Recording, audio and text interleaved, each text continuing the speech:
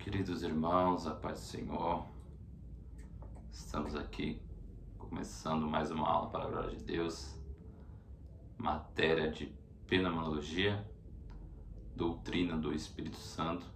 Vamos fazer uma oração. Altíssimo, eterno Deus, estamos aqui, Deus, toda honra, toda glória seja dada ao Senhor, todo louvor, toda adoração seja dado a Ti. Senhor, nos conduza, Deus, nesta aula, que nós venhamos entender e compreender a Tua Palavra, que o Teu Espírito Santo venha iluminar o nosso entendimento, para que nós venhamos entender e compreender esse assunto, que é sobre o Espírito Santo do Senhor, que o Senhor venha nos conduzir, Deus, nesta aula, sabendo que vai ser de grande valia para a nossa vida ministerial. Deus abençoa cada um que está fazendo esse curso, que cada um venha crescer na graça e no conhecimento, que o Senhor venha usar cada um poderosamente para a Tua honra e glória e louvor. Deus, assim te pedimos, agradecemos, no nome de Jesus. Amém. Então vamos ler aqui o versículo, aula de fenomenologia, doutrina do Espírito Santo. Juízes, capítulo 15, versículo 14. E vindo ele a lei, os filisteus lhe saíram ao encontro, jubilando. Porém o Espírito do Senhor poderosamente se apossou dele, e as cordas que ele tinha nos braços se tornaram como os fios de linho, que estão queimados, e as suas amarraduras se destruíram das suas mãos. E achou uma queixada fresca de um jumento, e estendeu-se a sua mão, e tomou e feriu com ela 1000 homens. Então aqui vou ler o capítulo 15, de Juízes, livro 14, o versículo 15, que vou ler também o 16. Então disse Sansão: com uma queixada de jumento, um montão de montões, com uma queixada de jumento, feri 1000 homens. Então aqui você vê, que Sansão, ele está ali, e o Espírito se aposta dele, e ele pega ali uma queixada de jumento e fere 1000 homens.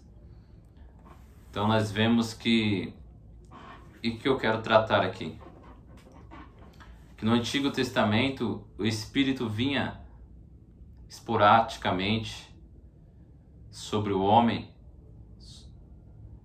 mas ele não morava dentro do homem. Ele vinha sobre o homem em alguns momentos específicos, mas ele não morava, não ficava ali com o homem. Ele vinha sobre o homem para usar o homem em momentos específicos. Nós vamos ver no Novo Testamento que Jesus, ele é crucificado, mas ele tinha uma promessa que o Espírito Santo ia vir sobre a igreja, que a igreja não ia ficar órfã, que o Espírito Santo ia vir, que é o Consolador, que ele ia vir, e agora esse Espírito não vai vir mais sobre. Agora ele vai morar dentro daqueles que aceitam Jesus como o único suficiente Salvador. Então vamos tratar desse assunto que é importante, que é sobre o Espírito Santo. O Espírito Santo. Muitos erros e confusões existem em nossos dias no tocante à personalidade e operações e manifestações do Espírito Santo. Eruditos, coincidentes, mas equivocados, têm sustentado pontos de vista errôneos a respeito dessa doutrina. É vital para a fé de todo crente cristão que o ensino bíblico a respeito do Espírito Santo seja visto em sua verdadeira luz e mantido em suas corretas proporções. Então vamos ver aqui que muitos erraram para explicar aqui essa questão do Espírito Santo, muitos erraram para explicar esse assunto de suma importância, que nós temos que ter o conhecimento, que nós temos que ter no nosso coração, a importância de conhecer o Espírito Santo. Então nós vamos aprender aqui uma doutrina que é de suma importância para a nossa vida. Buscando obter uma visão panorâmica da pessoa e da obra do Espírito Santo, talvez tentando maior êxito dividindo os fatos a seu respeito em 2 períodos, pré-pentecostal e pós-pentecostal. Então vamos falar aqui do assunto, né, que comecei já falando um pouco, que é do período pré-pentecostal, que é antes do batismo do Espírito Santo, e o período pós-pentecostal. Pré-pentecostal. O Espírito Santo preexistia como terceira pessoa da divindade. Nessa qualidade esteve sempre ativa, mas o período que antecedeu o dia de Pentecoste não foi a época de sua atividade especial. O período do Antigo Testamento foi de preparação e espera. Então aqui o Espírito Santo não começa a agir em Atos 2. No Antigo Testamento o Espírito Santo, igual eu disse, já usava os profetas, ali em momento específico, vinha sobre os profetas. Então é um momento aqui de preparação, é um momento já de espera para chegar a este momento a qual o Espírito Santo ia vir, ficar, morar na vida do homem. As verdades conhecidas eram verdades simples e dadas por meio de lições objetivas. Só havia e se podia haver em pouco contato entre o homem e Deus. Ocasionalmente, um patriarca ou um profeta falava face a face com ele, mas mesmo então compreendia os assuntos que eram tratados. Então aqui nós vemos que no Antigo Testamento a relação com Deus não é igual hoje, era mais estrita. Deus falava ali com o profeta, falava ali com os patriarcas, mas nós sabemos que depois da crucificação o véu foi rasgado, né? Nós vemos que antes os sacerdotes que se achegavam até Deus e passavam o que Deus falou para o povo, e hoje nós temos totalmente a liberdade de falar com Deus, de também entrar no Santo dos Santos e sentir a glória de Deus. Naturalmente que o Espírito esteve ativo durante aquele período, porém, o número de vezes que ele é mencionado no Antigo Testamento mostra-nos notável diferença existente em suas ministrações no Antigo Testamento. E mais da metade deste número de vezes somente no livro de Atos. Enquanto em todo o Novo Testamento é mencionado mais de 3 vezes para cada referência que lhe é feito no Antigo, durante todo esse período pré-pentecostal, o Espírito descia sobre os homens apenas temporariamente. Igual eu disse, ele vinha esporadicamente, né, temporariamente. Ele não ficava ali com o homem. Ele vinha para fazer algo específico, né, na vida do homem, para usar um profeta, para usar ali um líder. Ele vinha para fazer uma obra e depois saía do homem, a fim de inspirá-los para algum serviço especial, e deixava-os quando essa tarefa ficava terminada. Então ele vinha com uma missão, inspirava o homem para fazer essa missão, essa tarefa, e na hora que essa tarefa era terminada, ele se retirava. Então você vê que antes o Espírito Santo ele não ficava com o homem. O Espírito Santo vinha, cumpria a tarefa e se retirava. Ele não permanecia geralmente com os homens, nem neles habitavam. Então ele não permanecia, ele não habitava. Mas nós sabemos que de Atos 2 isso vai mudar. Nós sabemos que de Atos 2, né, até os dias de hoje. O Espírito Santo está conosco. Esta aula está sendo conduzida pelo Espírito Santo. Esta aula é dele. Arabai, Dakai, Rabasya. Então esta aula é dele, tudo aqui é dele. Tudo aqui tem que ser direcionado por ele. E nós estamos aqui por causa dele. Não é por causa de nós, não é por mérito nosso. Porque se fosse por nós, nós não estaríamos mais de pé.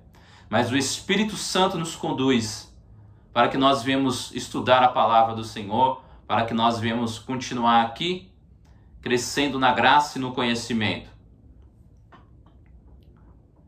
Pós-pentecostal. Este período que estende no dia de Pentecostes até os nossos dias, pode legitimamente ser chamado de dispensação do Espírito. Assim como no Antigo Testamento, Deus aparecia aos homens durante a vida terrena de Cristo, habitou entre os homens semelhantemente após o dia de Pentecostes. Por meio do Espírito Santo, Deus veio habitar nos homens, ele veio para permanecer. Vamos ler rapidamente aqui Atos 2, para que nós vemos aqui, compreender melhor essa passagem, que é a passagem do batismo do Espírito Santo, a qual o Espírito Santo está vindo sobre o homem, está vindo morar no homem. Atos, capítulo 2. E cumprindo o dia de Pentecostes, estavam todos reunidos no mesmo lugar. E de repente veio do céu um som como um vento veemente, impetuoso, e encheu toda a casa em que estavam assentados. E foram vistas por ele línguas repartidas como de fogo, as quais pousaram sobre cada um deles. E todos foram cheios do Espírito Santo, e começaram a falar em outras línguas conforme o Espírito lhes concedia. Então você vê aqui que todos foram cheios do Espírito Santo. O Espírito Santo os encheu e eles começam aqui a falar línguas conforme o Espírito lhes concedia. O Espírito Santo agora não vem só sobre eles, só um momento específico, agora vem morar. Em um sentido real, o Espírito Santo está encarnado na igreja, assim como Cristo estava encarnado no corpo humano de Jesus de Nazaré. Então aqui é interessante, o Espírito ele está encarnado na igreja, igual aqui Cristo estava encarnado no corpo humano. Então o Espírito Santo está na igreja, o Espírito Santo está, no corpo de Cristo, que é a igreja. O Espírito Santo está em nós, o Espírito Santo mora em nós. Naturalmente que isso não pode ser levado a um ponto extremo. Aliás, um ponto de nítida diferença. No caso de Jesus, havia divindade unida à humanidade, não caída. Mas a união do Espírito Santo com a igreja é a presença de Deus na humanidade caída. Então Cristo, ele aqui tinha sua natureza divina e uma natureza humana, uma união hipostática. Só que Cristo não caiu. Cristo, ele venceu o pecado. O Espírito Santo, ele tem essa presença, essa união, do Espírito Santo com a igreja, tem essa diferença. Porque é o Espírito Santo com uma humanidade caída.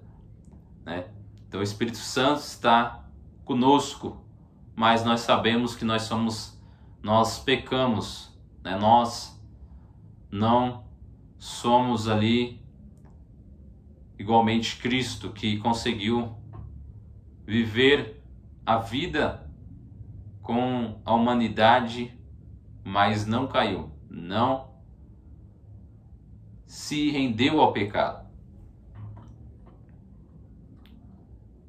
Vamos ler aqui. O dia de Pentecostes marcou o raiar de um novo dia nas relações entre o Espírito Santo e a humanidade. Ele veio para habitar na igreja. todo o trabalho eficaz que a igreja tem feito tem sido realizado no poder do Espírito Santo. A incredulidade, a dúvida e a crítica podem atacá-lo, mas não podem derrotá-lo. A igreja, o verdadeiro corpo de Cristo, habitado pelo Espírito Santo de Deus, é tão indestrutível como o trono de Deus. Então aqui nós vemos, que no dia de Pentecostes veio raiar uma nova relação entre o Espírito Santo e a humanidade. Então aqui é uma nova jornada.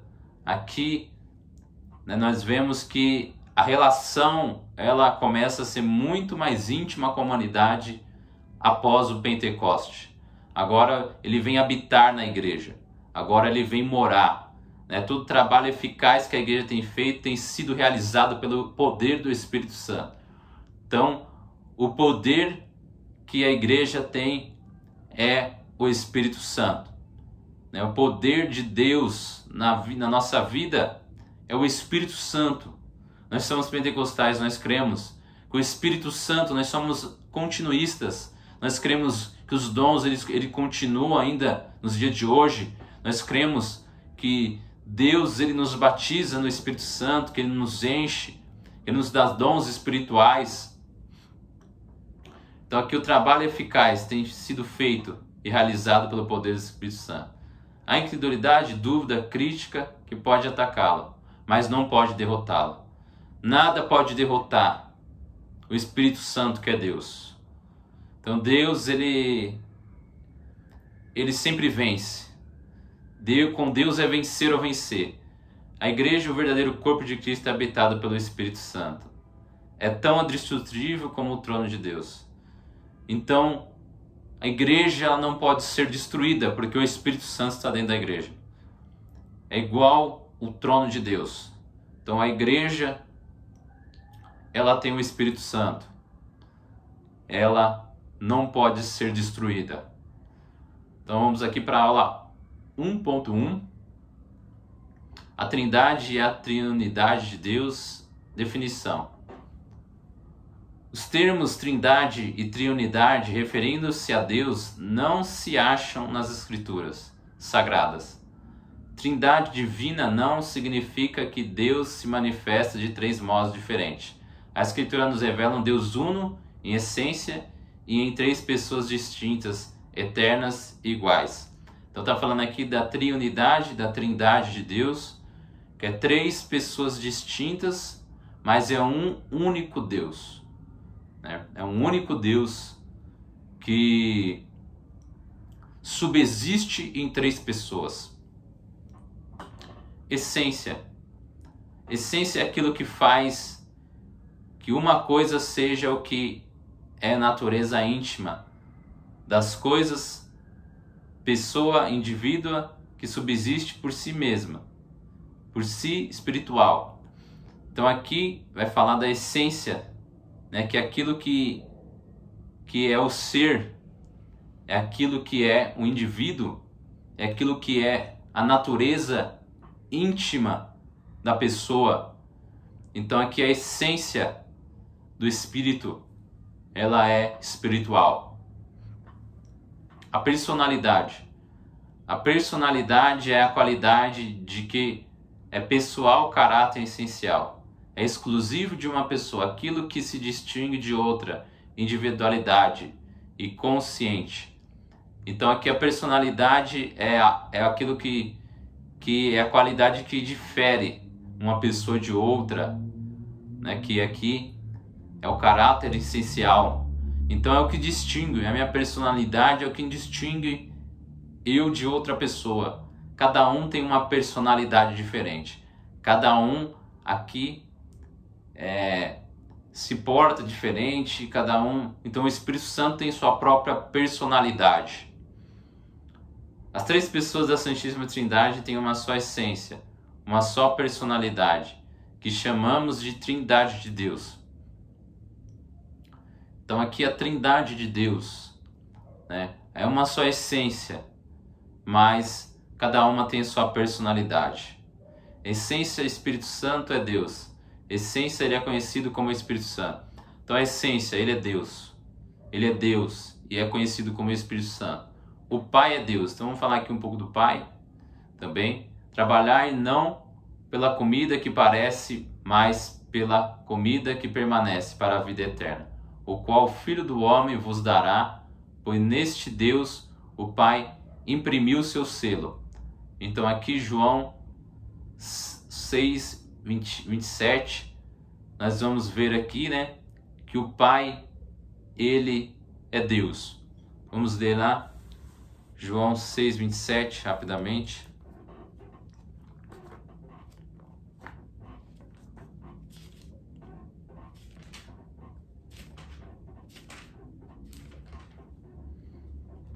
Trabalhai não pela comida que perece, mas pela comida que permanece, para a vida eterna, o qual o Filho do Homem vos dará, porque este, o Pai, Deus o selou. Então está falando aqui, né, que o Pai o selou.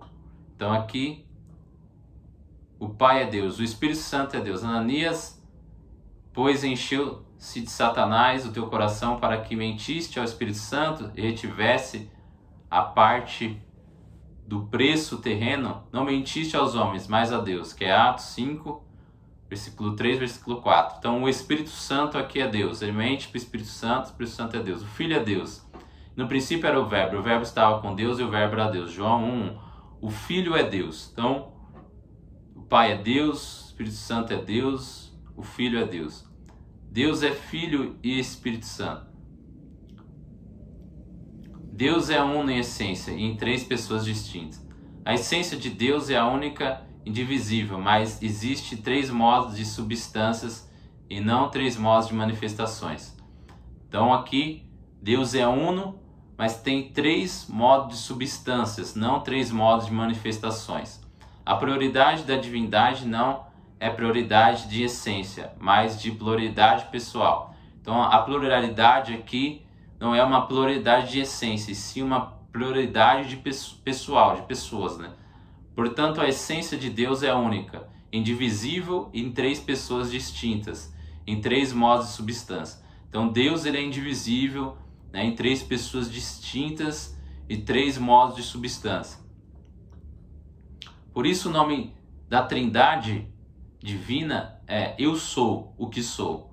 Deus é o único ser que realmente é. Nós apenas existindo. Então ele é o único que é. Nós existimos, nós fomos criados, mas ele é. Ele é antes de todas as coisas. Ele fala ali, né, em Isaías 43, 13, antes que houvesse dia, eu sou. Não há ninguém que possa escapar das minhas mãos. Operando eu, quem impedirá? Ele fala para Moisés, ele pergunta, mas se perguntarem qual que é o nome do Senhor, o que eu falo? Eu sou o que sou. Então ele é, né? O Espírito Santo, ele é imanente, mas ultrapassa de uma forma transcendente todos os seres. Ele é imanente, ele está, né, em todas as coisas, ele está em nós, mas ele também é transcendente, ele transcende todas as coisas, ele está acima de todas as coisas, ele está acima do nosso entendimento. Aqui, encerrando essa aula já, o Pai é eterno. Pai, desejo que onde estou estejam comigo também, aqueles que me tens dado, para verem a minha glória, o qual me tendes, porque me amás antes da fundação do mundo. Então aqui o Pai é eterno, igual eu disse, o Pai é eterno. Ele não foi criado, ele criou todas as coisas. Então, antes de todas as coisas, ele já existia. Ninguém criou a Deus. Ele é o criador de todas as coisas. Até a eternidade foi criada por ele. Antes da fundação do mundo, ele já existia. Então, ele é o criador. Ele veio dele todas as coisas. Então, aqui nós aprendemos aqui nesta aula sobre o Espírito Santo. O Espírito Santo é Deus, o Pai é Deus, o Filho é Deus, um Deus que subsiste em três pessoas, um Deus que é indivisível. Então aqui que nós vemos aqui continuar sendo direcionado pelo Espírito Santo. Que o Espírito Santo que mora em nós venha nos direcionar. Que o Espírito Santo que está conosco venha nos guiar. O apóstolo Paulo, ele era guiado pelo Espírito Santo. Em algumas cidades ele foi impedido de ir, porque ele ouviu a voz do Espírito Santo. Que nós viemos ouvir a voz do Espírito Santo. Então ouça a voz do Senhor. Seja sensível à voz do Espírito Santo, porque ele mora em você. Ele não vem sobre você igual no Antigo Testamento, que ele vem ali em momentos específicos e depois vai embora. Agora ele mora, agora ele está com você. E agora nós temos a liberdade de se relacionar com Deus. Tenha um relacionamento com Deus. Tenha um relacionamento com o Senhor, porque ele vai te encher do Espírito Santo. Nós vimos aqui em Atos 2 que eles foram cheios do Espírito Santo. Então, que intermédio desse estudo, que você venha a ser cheio do Espírito Santo. Que Deus venha te usar poderosamente. Que Deus venha te guiar. Que você venha ser guiado por Deus. Aleluias, louvado seja o nome do Senhor. Então, deixa Deus te usar. Seja alguém cheio do Espírito Santo. Para de graça. Deixa Deus te usar nesta terra. Deixa Deus fazer. Em nome de Jesus. Que através desse ensino, o Espírito Santo possa iluminar o entendimento da palavra, para que você venha entender e compreender a maravilhosa obra de Deus na sua vida. Que Deus venha cumprir os propósitos na tua vida, na tua história. Que você venha viver o melhor de Deus, por intermédio da palavra, por intermédio do Espírito Santo agindo na tua vida. Que o Espírito Santo, que a presença de Deus venha ser prioridade na tua vida. Que a presença de Deus venha estar em primeiro lugar. Orabai, Dakai, Rabácia. Que o Espírito Santo venha te levar em lugares que você nunca imaginou. Porque o Espírito Santo está contigo. O Espírito Santo, ele é o nosso melhor amigo, ele é o conselheiro. Ele está conosco nos momentos da angústia. E nós não podemos entristecer o Espírito Santo. E o que entristece o Espírito Santo é o pecado. O que entristece a Deus é quando nós desobedecemos. Então vive em obediência, para que você não venha entristecer o Espírito Santo. Para que o Espírito Santo possa te usar poderosamente. Para que a obra de Deus venha se cumprir na sua vida. Que Deus venha te guiar. Que Deus venha te direcionar.